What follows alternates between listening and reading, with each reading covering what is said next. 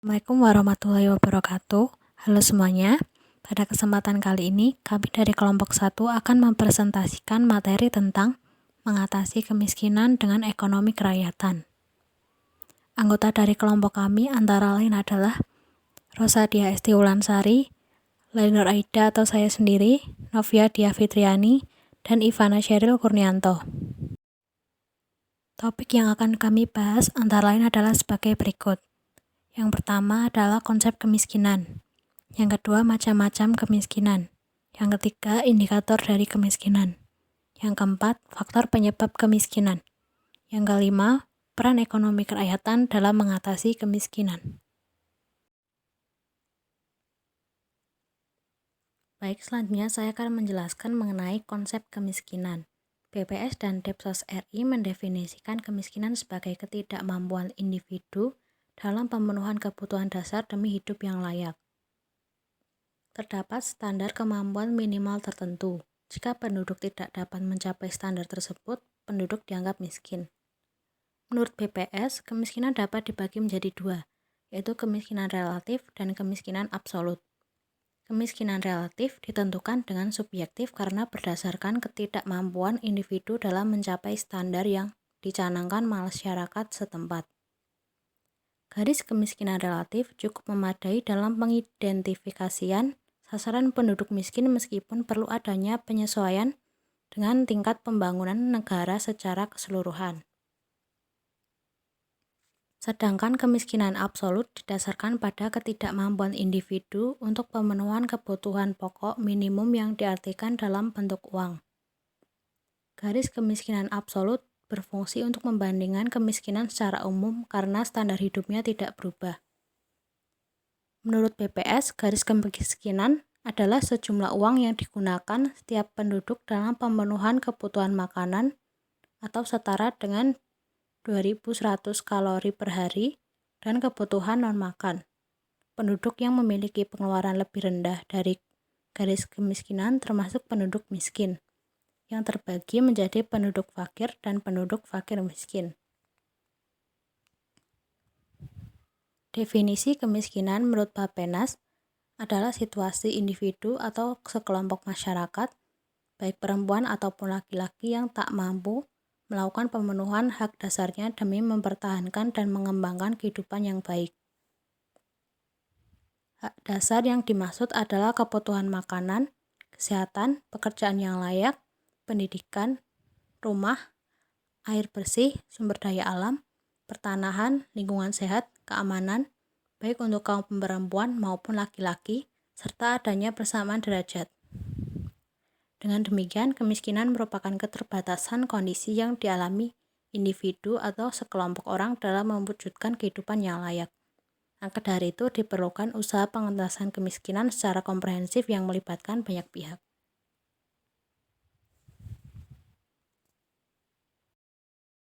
Baik, untuk materi selanjutnya yaitu mengenai macam-macam kemiskinan. Berdasarkan kondisi kemiskinan yang dipandang sebagai bentuk permasalahan multidimensional, kemiskinan memiliki 4 bentuk, yaitu kemiskinan absolut, kemiskinan relatif, kemiskinan kultural, dan kemiskinan struktural. Kemiskinan absolut adalah suatu kondisi di mana pendapatan seseorang atau sekelompok orang berada di bawah garis kemiskinan sehingga kurang mencukupi untuk memenuhi kebutuhan standar. Yang dimaksud kebutuhan standar di sini adalah pangan, sandang, kesehatan, perumahan, dan pendidikan yang diperlukan untuk meningkatkan kualitas hidup. Yang kedua, kemiskinan relatif diartikan sebagai bentuk kemiskinan yang terjadi karena adanya pengaruh kebijakan pembangunan yang belum menjangkau ke seluruh lapisan masyarakat, sehingga menyebabkan adanya ketimpangan pendapatan atau ketimpangan standar kesejahteraan. Daerah-daerah yang belum terjangkau oleh program-program pembangunan seperti ini umumnya dikenal dengan istilah daerah tertinggal.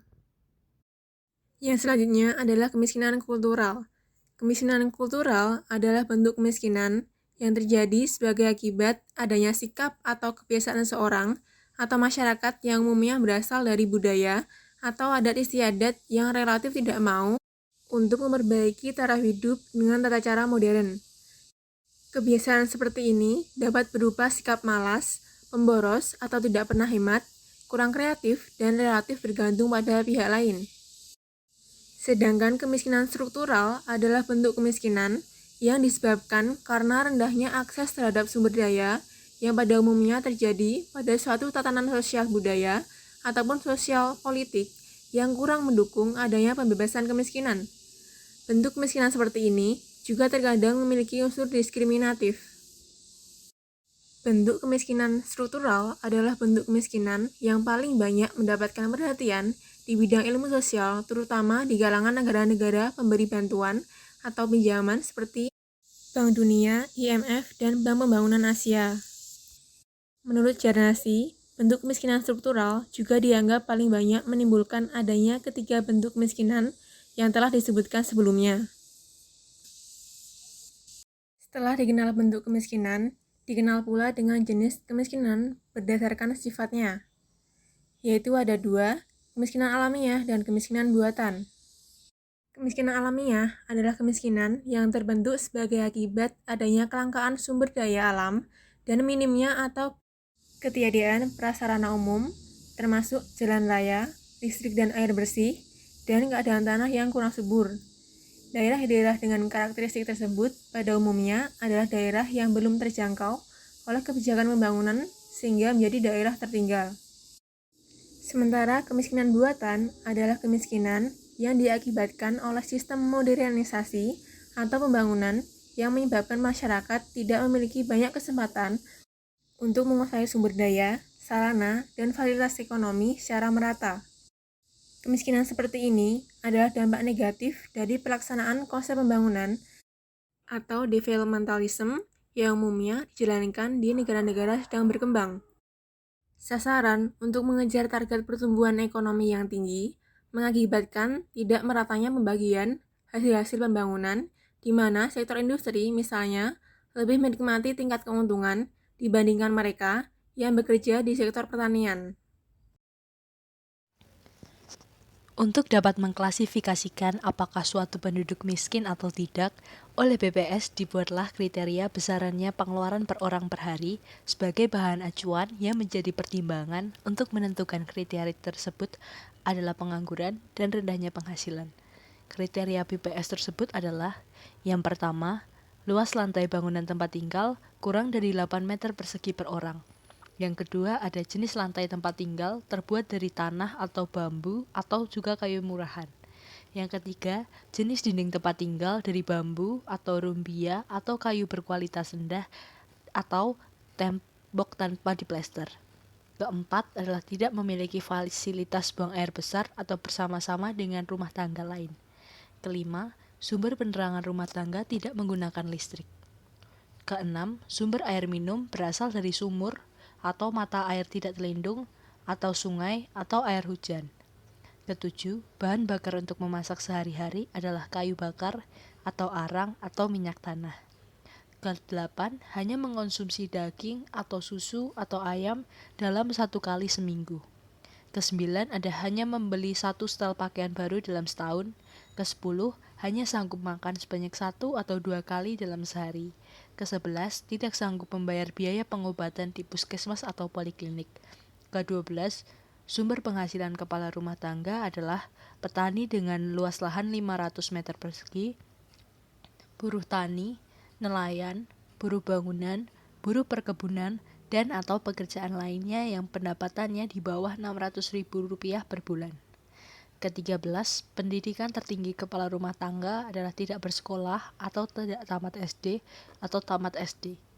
Yang ke-14, tidak memiliki tabungan atau barang yang mudah dijual dengan minimal Rp500.000, seperti sepeda motor kredit atau non-kredit, kemudian emas, ternak, kapal motor, atau barang modal lainnya. Apabila minimal 9 variabel terpenuhi, maka suatu rumah tangga tersebut termasuk dalam kategori miskin. Baik, selanjutnya yaitu faktor-faktor yang menyebabkan terjadinya kemiskinan. Penyebab kemiskinan terbagi menjadi 2 faktor, yaitu faktor internal dan eksternal. Faktor internal terdiri dari sikap, pengalaman dan pengamatan, kepribadian, konsep diri, motif, dan persepsi. Sikap berarti suatu keadaan jiwa dan keadaan pikir yang dipersiapkan untuk memberikan tanggapan terhadap suatu objek yang diorganisasi melalui pengalaman dan mempengaruhi secara langsung pada perilaku. Pengalaman dapat mempengaruhi pengamatan sosial dalam tingkah laku. Pengalaman dapat diperoleh dari semua tindakan di masa lalu yang dapat dipelajari. Melalui belajar, orang akan dapat memperoleh pengalaman. Kepribadian merupakan konfigurasi karakteristik individu dan cara berperilaku yang menentukan perbedaan perilaku dari setiap individu. Konsep diri sebagai inti dari pola kepribadian akan menentukan perilaku individu dalam menghadapi permasalahan hidupnya, karena konsep diri merupakan kerangka acuan yang menjadi awal perilaku. Motif merupakan perilaku individu muncul karena adanya motif kebutuhan untuk merasa aman dan kebutuhan terhadap wibawa merupakan beberapa contoh tentang motif. Jika motif seseorang terhadap kebutuhan akan wibawa itu besar, maka akan membentuk gaya hidup yang cenderung mengarah pada gaya hidup hedonis. Persepsi merupakan proses di mana seseorang memilih, mengatur, dan menginterpretasikan informasi untuk membentuk suatu gambar yang berarti mengenai dunia. Faktor eksternal terbagi menjadi 4, yaitu kelompok referensi, keluarga, kelas sosial, dan kebudayaan. Kelompok referensi merupakan kelompok yang memberikan pengaruh langsung atau tidak langsung terhadap sikap dan perilaku seseorang. Pengaruh-pengaruh tersebut akan menghadapkan individu pada perilaku dan gaya hidup tertentu. Keluarga memegang peran terbesar dan terlama dalam pembentukan sikap dan perilaku individu, karena pola asuh orang tua akan membentuk kepribadian anak secara tidak langsung mempengaruhi pola hidupnya. Kelas sosial merupakan sebuah kelompok yang relatif homogen dan bertahan lama sebuah masyarakat, yang tersusun dalam sebuah urutan jenjang, dan para anggota dalam setiap jenjang itu memiliki nilai, minat, dan tingkah laku yang sama. Ada 2 unsur pokok dalam sistem sosial pembagian kelas dalam masyarakat, yaitu kedudukan atau status dan peranan. Selanjutnya kebudayaan. Kebudayaan meliputi kebudayaan pengetahuan, kepercayaan, kesenian, moral, hukum, adat istiadat, dan kebiasaan-kebiasaan yang diperoleh individu sebagai anggota masyarakat. Selanjutnya, peran ekonomi kerakyatan dalam mengatasi kemiskinan. Menurut Sutrisna, selama ini masyarakat masih belum terlibat secara maksimal dalam sistem perekonomian. Akibatnya, pertumbuhan ekonomi belum dirasakan oleh seluruh masyarakat. Sistem yang ditetapkan oleh pemerintah belum berpihak kepada perekonomian rakyat. Sebagian aset-aset perekonomian negeri ini masih dikuasai oleh para konglomerasi. Semua pihak yang berkepentingan dalam pengentasan kemiskinan harus mendorong partisipasi masyarakat dalam perekonomian. Keterlibatan masyarakat dalam perekonomian dapat membuat pendapatan dan kesejahteraan masyarakat meningkat. Ekonomi kerakyatan memperbesar peluang kepada masyarakat untuk ikut serta dan menikmati hasil pertumbuhan ekonomi. Sistem ekonomi kerakyatan telah ditetapkan oleh konstitusi negara, tetapi belum diimplementasikan dengan baik. Pelaksanaan ekonomi kerakyatan berperan vital dalam pengentasan kemiskinan.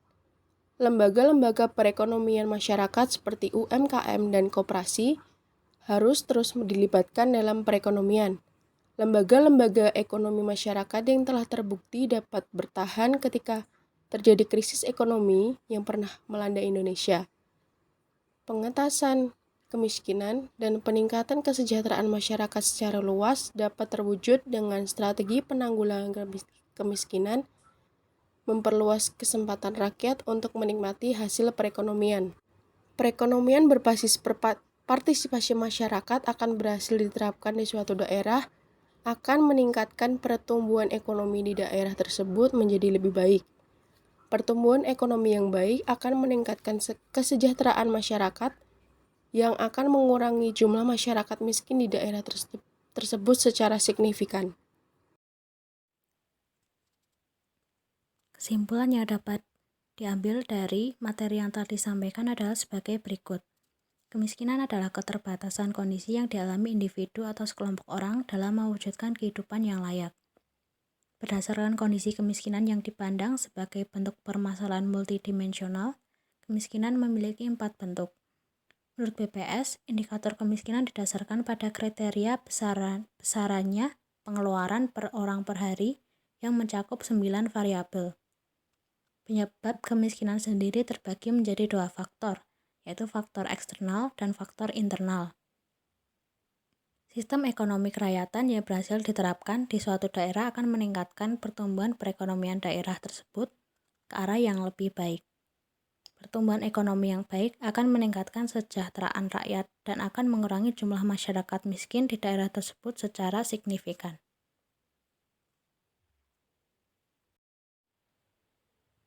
Sekian materi yang dapat kami sampaikan. Apabila ada kesalahan atau kekurangan, kami mohon maaf.